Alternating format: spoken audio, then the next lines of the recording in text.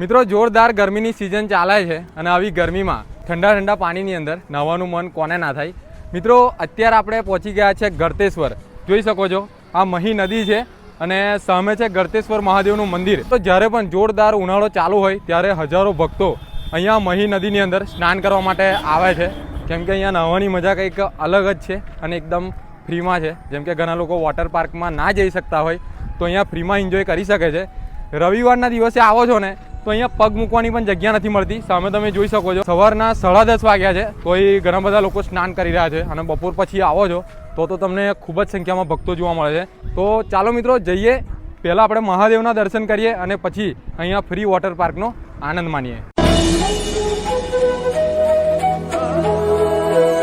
મિત્રો ફાઇનલી આપણે ગળતેશ્વર પહોંચી ગયા છે। અહીંયા પહોંચી જઈએ એટલે પહેલાં જ આવે વાત પાર્કિંગની। તો બાઇક પાર્કિંગના 10 રૂપિયા છે અને ફોર વ્હીલના 30 રૂપિયા છે। સામેની તરફ એક વિશાળ પાર્કિંગ છે જ્યાં તમે તમારી બાઇક હોય કે ફોર વ્હીલ હોય પાર્ક કરી શકો છો અને પછી અહીંયાથી મંદિર તરફ જઈ શકો છો। અહીંયાથી તમને એન્ટ્રી નહીં આપે ફોર વ્હીલ કે ટુ વ્હીલને, તો પાર્કિંગની અંદર ગાડી મૂકીને તમે જઈ શકો છો। તો ચાલો હવે આપણે મંદિર તરફ વધીએ। મિત્રો ગળતેશ્વરથી ડાકોર 15 કિલોમીટર, ફાગવેલ 45 કિલોમીટર અને અહીંયાથી પાવાગઢ 60 કિલોમીટર છે અને વડોદરા 65 કિલોમીટર છે। સામે છે ગળતેશ્વર મહાદેવનું મંદિર અને આ રીતનો ગેટ છે। તો ફાઇનલી આપણે મંદિરની ખૂબ જ નજીક પહોંચી ગયા છે। તો આ જો આખું ગળતેશ્વર મહાદેવનું મંદિર છે અને તેનું બાંધકામ જોશો તો તમને ખૂબ જ જોરદાર બાંધકામ જોવા મળશે। આખું કોતરની કામ કરીને તૈયાર કરેલું છે। તો મિત્રો ફાઇનલી આપણે જે ગળતેશ્વર મહાદેવનું મંદિર છે તેની એક્ઝેક્ટ પાછળ ઊભા છે। તો આ જોઈ શકો છો એકદમ જૂનું અને પ્રાચીન બાંધકામ તમને અહીંયા જોવા મળે છે। પણ મિત્રો ખાસ ઇન્ફોર્મેશનની વાત કરીએ તો આ જે મંદિર છે તેની અંદર ટૂંકા વસ્ત્રો પહેરીને જવાની સખ્ત મનાઈ છે। જો ભાઈઓ હોય કે બહેનો હોય ગમે તે હોય તો ટૂંકા વસ્ત્રો પહેરીને જવાની સખ્ત મનાઈ છે। તો અહીંયા આવી ધાર્મિક જગ્યા ઉપર આવો તો કપડાં વ્યવસ્થિત પહેરીને આવો। મંદિરની બહાર અને અંદર તમને જોરદાર પ્રાચીન બાંધકામ જોવા મળશે। આ જુઓ એકદમ કોતરની કામ કરીને આખું આ મંદિર તૈયાર કરવામાં આવ્યું છે। આ જુઓ આ બધી જ જગ્યા ઉપર તમને કોતરની કામ કરેલું જોવા મળશે અને તમે આનું બાંધકામ જોશો તો એકદમ અદ્ભુત છે। અહીંયા બાંધકામ જોઈને તમારું દિલ ખુશ થઈ જશે। તો ઘણા લોકો આવે છે તે ખાલી મહી નદીની અંદર સ્નાન કરીને ડાયરેક્ટ જતા રહે છે, અહીંયા મહાદેવના મંદિરે આવતા નથી। તો અહીંયા પણ આવવાનું ભૂલતા નહીં। તો ચાલો હવે મંદિરની અંદર જઈએ અને અંદર જઈને ગળતેશ્વર મહાદેવના દર્શન કરીએ।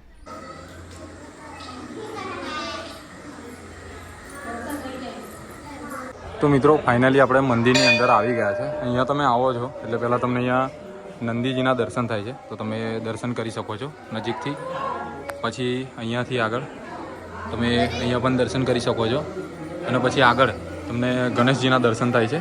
તો આ તમે અહીંયા ગણેશજીના દર્શન કરી શકો છો। આ છે ગણેશજીની પ્રતિમા અને તેમની એક્ઝેક્ટ સામે તમને અહીંયા હનુમાનજીની પ્રતિમાના દર્શન થશે। તો આ નજીકથી તમે દર્શન કરી શકો છો હનુમાનજીના। પછી આગળ તમે આ સામે જે રસ્તો છે ત્યાંથી નીચેની તરફ ઉતરી શકો છો અને ગળતેશ્વર મહાદેવના દર્શન કરી શકો છો। તો મિત્રો આખો આ ગળતેશ્વર મહાદેવનું મંદિર છે જેનો અંદરથી વ્યૂ તમે જોઈ શકો છો।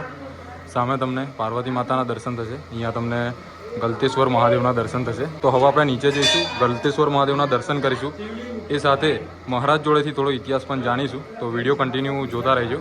તો કંઈક આ રીતનું મંદિર આખું તમને અંદરથી જોવા મળે છે અને સામે વાંચી શકો છો અખંડ જ્યોત માટે 1 કિલો ઘી ધરાવનારને સફેદ ડાઘ મટે છે અને તેમની મનોકામના પૂર્ણ થાય છે અને પારનું પણ બંધાય છે। શ્રીફળ અહીંયા વધેરું નહીં, રમતું મૂકવું।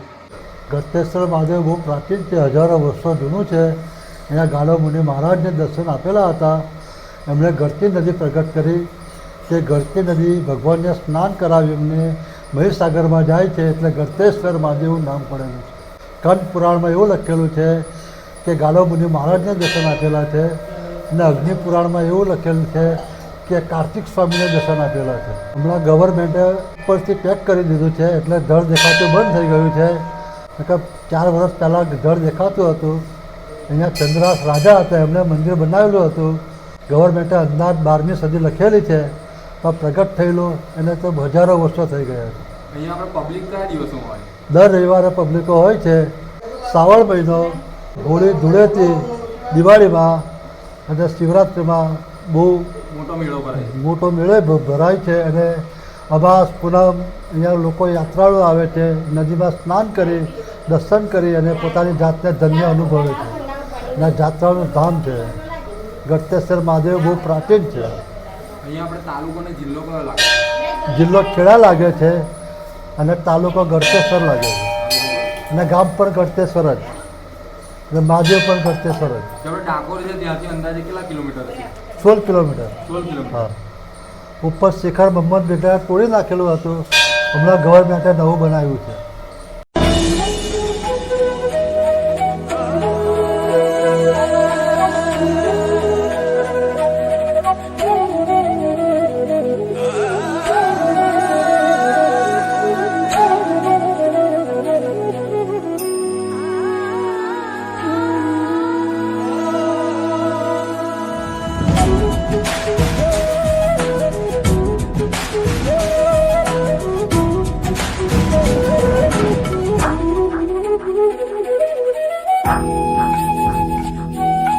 તો મિત્રો ફાઇનલી આપણે આગળ મંદિરની અંદર ગયા. અંદર જઈને ગલતેશ્વર મહાદેવના દર્શન કર્યા, તમને પણ દર્શન કરાવ્યા, મહારાજ જોડેથી થોડી ઇન્ફોર્મેશન પણ હલાવી. તો મિત્રો વિડીયો તમને ખૂબ જ ગમ્યો હશે.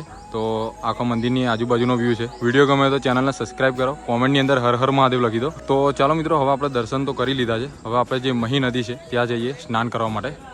તો હું તમને તેની આજુબાજુનો વ્યૂ પણ બતાડું. અને હજારો ભક્તો અહીંયા રોજ દર્શન કરવા માટે આવે છે. અને સોમવારના દિવસે, આજે સોમવારનો દિવસ છે એટલે પબ્લિક તમને ખૂબ જ જોવા મળે છે. અને રવિવારના દિવસે તમને આનાથી પણ ડબલ પબ્લિક જોવા મળે છે અહીંયા. બાકી આ જુઓ, આખું ગલતેશ્વર મહાદેવનું મંદિર છે અને તેનું પ્રાચીન બાંધકામ છે ને, જોરદાર વ્યૂ. મિત્રો ફાઇનલી આપણે આગળ ગળતેશ્વર મહાદેવના દર્શન કર્યા અને તમને પણ દર્શન કરાવ્યા. તો ચાલો હવે આપણે જે મહી નદી છે ત્યાં જઈએ, સ્નાન કરીએ અને ત્યાંનો વ્યૂ કેવો છે તે પણ તમને બતાડીએ. આખી બજાર છે, જોઈ શકો છો. અહીંયા પણ એક રસ્તો છે મહી નદી સુધી જવાનો, તો ત્યાં થઈને પણ તમે જઈ શકો છો. અને એક રસ્તો આગળ પણ છે, હું તમને બતાડું. એ પહેલાં તમે જુઓ, આ ઘણી બધી નાસ્તાની દુકાનો છે, અહીંયાથી તમે લઈ શકો છો નાસ્તા પાણી. તો અહીંયા વાંચી શકો છો. તો આ મહી નદી તરફ જવાનો રસ્તો છે અને હાલ તમે પબ્લિક જોઈ શકો છો. તો ચાલો હવે આપણે અહીંયા થઈને જઈએ નીચે.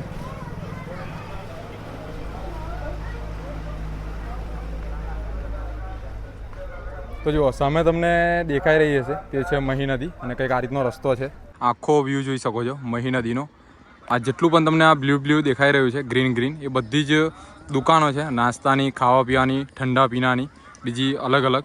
તો આ બધી જ દુકાનો છે. આગળ છે મહી નદી. તો જુઓ, ફાઇનલી આપણે મહીસાગર નદીની ખૂબ જ નજીક પહોંચી ગયા છે. અહીંયા તમને ખાવા માટે મકાઈ મળી જશે. એ સાથે અહીંયા જોઈ શકો છો શેરડીનો રસ છે. પછી કપડાં પણ તમારે અહીંયા જોઈએ તો મળી જશે. ગરમા ગરમ ચા છે, ભૂંગળા છે, ખાવા પીવાની તો તમને નાની મોટી ઘણી બધી આઈટમ મળી જશે. એ સાથે અહીંયા શ્રીફળ પણ મળી જશે મહીસાગર માતાજીને ચડાવવું હોય તો. બાકી આ નાના બાળકો માટે જો તમારે આવી ટ્યુબ લેવી હોય નાહવા માટે તો તે પણ તમને મળી જવાની છે. બાકી આ તમે ભીડ જુઓ, જેટલી ભીડ તમને વોટર પાર્કમાં જોવા મળે છે તેના કરતાં 10 ગણી ભીડ તમને અહીંયા આ મહી નદીની અંદર જોવા મળશે. તો આખો વ્યૂ છે. અહીંયા ખૂબ સારી એવી બેસવાની સુવિધા પણ છે. આ જુઓ, તો અત્યારે તમે જુઓ છો કેટલા બધા લોકો અહીંયા એન્જોય કરી રહ્યા છે. આ જુઓ, ખાલી ભીડ જુઓ તમે, તો ખૂબ જ ભીડ છે. અને અહીંયા તમે પાણીની અંદર ફોટોશૂટ પણ કરાવી શકો છો ખાલી 20 થી 30 રૂપિયાની અંદર. તો ચાલો હવે આપણે પણ જઈએ સ્નાન કરવા માટે.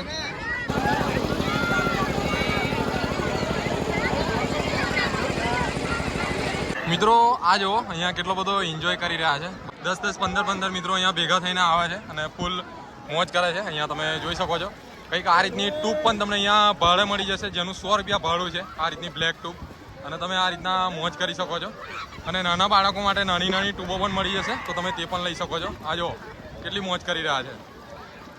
તો આવી જ મોજ કરવી હોય તો તમે પણ અહીંયા આવી શકો છો ગળતેશ્વર મહી નદીની અંદર. જય માતાજી દોસ્તો, હું છું કમલેશ પરમાર, પ્રોપર પાદરા જાસપુરથી આવું છું. અહીંયા ગળતેશ્વર નદીની અંદર ખૂબ જ મજા આવે છે નાહવાની, અને તમે પણ મુલાકાત લઈ શકો છો અને એનો એન્જોય કરી શકો છો. આ રિવરફ્રન્ટ છે, આજુબાજુનું પબ્લિક જોઈ લો કેટલી ફૂલ મોજ મજા કરી રહી છે. તો તમે પણ આ વિડીયોને લાઈક કરો, ફોલો કરો, સબસ્ક્રાઈબ કરો અને તમે જરૂર મુલાકાત લો આ ગળતેશ્વરની.